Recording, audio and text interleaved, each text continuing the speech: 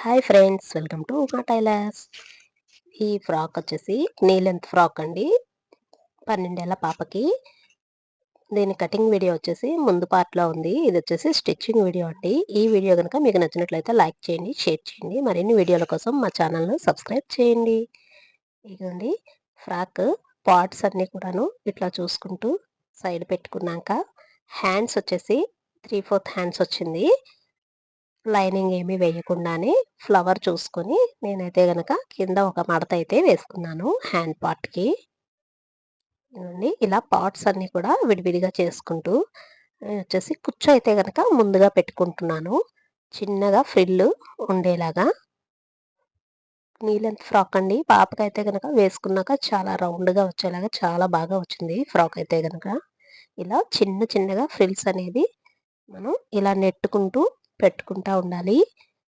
సూది ఎక్కేటప్పుడు కుచ్చులు అటు ఇటు తిరగబడకుండా ఉండేలాగా చూసుకుంటూ మనం పెట్టుకోవాలి. ఇలా నేను వచ్చేసి కుచ్చు మొత్తం కూడాను ఇలా రెడీ చేసుకుంటున్నాను. ఫ్రంట్ బ్యాక్ పార్ట్స్ కుచ్చు అయితే కనుక రెడీ చేసుకున్నాను. ఇప్పుడు వచ్చేసి దీనికి వచ్చి నాకు 3 క్లాతులు ఇచ్చారండి. ఒకటి ఇలా జార్జెట్ క్లాత్ అండ్ సాటిన్, అలానే కాటన్ లైనింగ్ క్లాత్ అండి. ఇది వచ్చేసి round neck, U neck shape అన్నమాట పాపకి.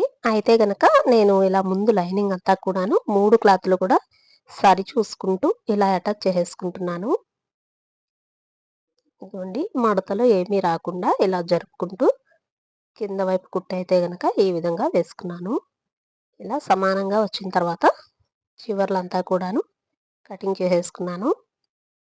ఇప్పుడు వచ్చేసి బ్యాక్ పార్ట్ కూడాను సేమ్ ఫ్రంట్ ఎలా అయితే మనం అతుక్కున్నామో అలానే ఇది కూడా నెక్స్ చూసుకుంటూ ఎదురెదురుగా ఉండేలాగా చూసుకుంటూ ఇలా lining cloth, satin and georgette cloth కూడా మొత్తం 3 కూడాను ఇలా అటాచ్ చేసుకుంటున్నాను.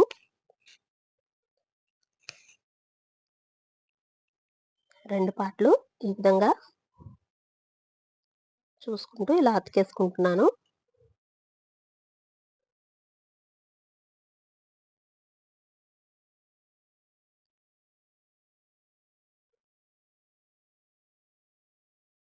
ఇలా మొత్తం ఎక్స్ట్రా క్లాత్ అంతా కూడా సమానంగా కటింగ్ చేసుకొని డాట్స్ అయితే గనక నేను ఈ విధంగా వేసుకుంటున్నాను. అలానే హుక్స్ల పట్టి, కాజాల పట్టీకి కూడాను క్లాత్ అతుక్కుంటూ సాటిన్ పట్టీ ఏ క్లాత్ అయితే ఉందో అది పట్టీలాగా ఇలా వేసుకుంటున్నాను నేను. చూడండి ఫ్రంట్ బ్యాక్ పార్ట్స్ అయితే కనుక ఈ విధంగా రెడీ అయినాయి. హుక్స్ల పట్టీ కూడా ఇలా వేసేసుకున్నాను.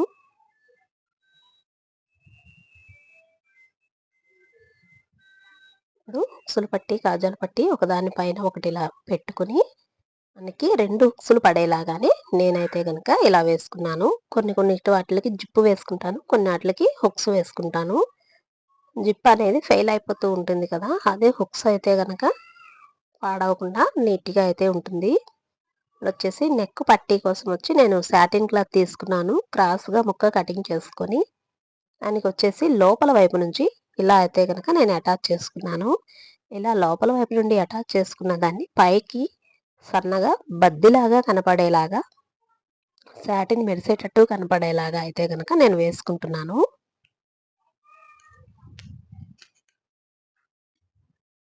ఇలా వేయడం వల్ల మనకి నెక్కి హ్యాండ్ వర్క్ అనేది ఉండదు, రౌండ్ షేప్ మోడల్ నీట్గా అయితే కనుక ఉంటుంది.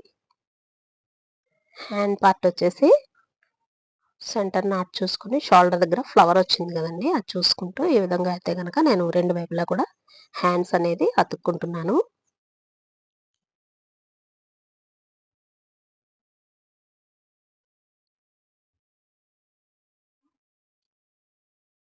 ఇలా హ్యాండ్ అతికించుకున్న తర్వాత మనకి ముందుగా ఏ కుచ్చు అయితే మనం రెడీ చేసుకున్నామో అది వచ్చేసి సెంటర్ చూసుకొని ఇలా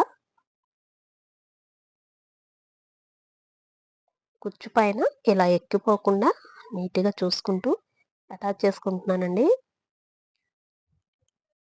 ఇది ఇలా అతికినట్టుగానే మళ్ళీ సాటిన్ అండ్ కాటన్ కూడాను నేనైతే గనక ముందుగా కుచ్చు పెట్టుకొని ఇలా అయితే గనక అటాచ్ చేసుకుంటున్నాను.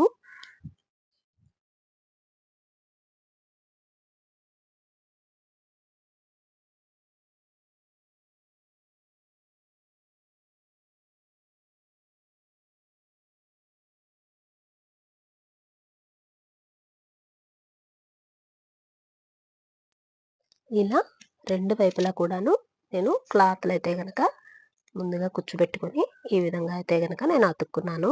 ఇప్పుడు వచ్చేసి లైన్ క్లాత్ మాత్రం సాటిను జార్జెట్ వేసిన వైపు నుండి కాకుండా బాడీ వైపుకి పైన వైపు ఉండేలాగా అది వచ్చేసి పీసులు కనబడకుండా లోడింగ్ అయ్యేలాగా అయితే గనక నేను ఇలా వేసుకున్నాను.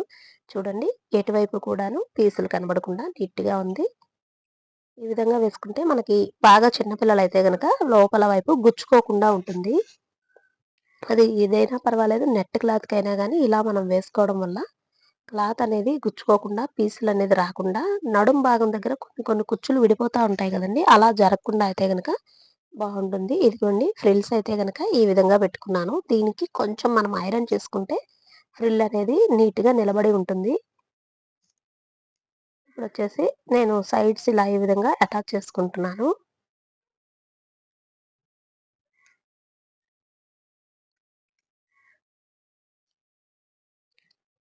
ఇలా హ్యాండ్ లూజ్ వచ్చేసి 10 ఇంచెస్ ముందుగా అయితే గనక ఒక చెరుకు వైపు కుట్టయితే వేసుకున్నాను కదండీ! బాడీ లూజ్ వచ్చేసి 16 ఇంచులన్నమాట. మనం నెక్ దగ్గర సెంటర్ చూసుకొని 8 ఇంచులు, 8 ఇంచులు రెండు వైపులా కూడా 16 వచ్చేలాగా. అలానే నడుము దగ్గర పొట్ట భాగం దగ్గరొచ్చేసి 14 ఇంచులు ఫ్రిల్ ఉండే దగ్గర 14 ఇంచులు వచ్చేలాగా మిగిలిన వైపుకి ఇలా క్రాస్‌గా సైడ్‌కైతే గనక ఇలా తీసేసుకుంటున్నాను. ఇలా 2, 3 కుట్లు కూడా లైన్‌గా కుట్టు పక్కన కుట్టయితే గనక ఈ విధంగా వేసుకుంటున్నాను. సేమ్ ఒకవైపు ఎలా అయితే వేసుకున్నామో 5 ఇంచులు చేతి లూజు, అలానే 16 ఇంచులు చంక దగ్గర లూజు. కుచ్చు ఉంటుంది కదా! బాడీ దగ్గర కుచ్చు దగ్గరేమో 14 ఇంచులకి మళ్ళీ ఒక్కసారి ఈ విధంగా మనం మార్కింగ్ చేసుకొని కుట్టయితే గనక ఇలా వేసుకుంటున్నాను. రెండు వైపులా ఇలా కుట్లు వేసుకున్న తర్వాత కుట్టు పక్కన కుట్టు 3 కుట్లు మళ్ళీ మళ్ళీ ఓపెన్ చేసుకునేలాగా వేసేసుకొని లైనింగ్ పార్ట్ ఒక్కటే ఇలా విడిగా అతుక్కుంటున్నానండి. ఇలా లైనింగ్ పార్ట్ ఒకటి విడిగా అతికిన తర్వాత సాటిన్ అండ్ అలానే జార్జెట్ క్లాత్ కూడాను ఇలా విడివిడిగా అయితే గనక నేను స్టిచ్ వేస్తున్నాను. ఇప్పుడు ఫ్రాక్ లెంత్ ఎంతొచ్చిందో చూసుకొని నేనైతే గనక కింద మడత వేసేస్తున్నాను. వైర్ జిగ్‌జాగ్ అనేది చేయలేదు. ఇది ఎందుకంటే షార్ట్ ఫ్రాక్ కాబట్టి మళ్ళీ రింగులు తిరిగే దగ్గర బాగోదనేసి ఇలా కుట్టయితే గనక నేను పొడవు 38 ఇంచులకి ఇలా మార్కింగ్ చేసుకొని నేను వేస్తున్నాను. ఇగోండి ఫైనల్లీ ఫ్రాక్ లుక్ అయితే గనక ఈ విధంగా వచ్చింది. ఈ వీడియో గనక మీకు నచ్చినట్లయితే లైక్ చేయండి, షేర్ చేయండి. మరిన్ని వీడియోల కోసం మా ఛానల్‌ను సబ్స్క్రైబ్ చేయండి. Thank you for your watching.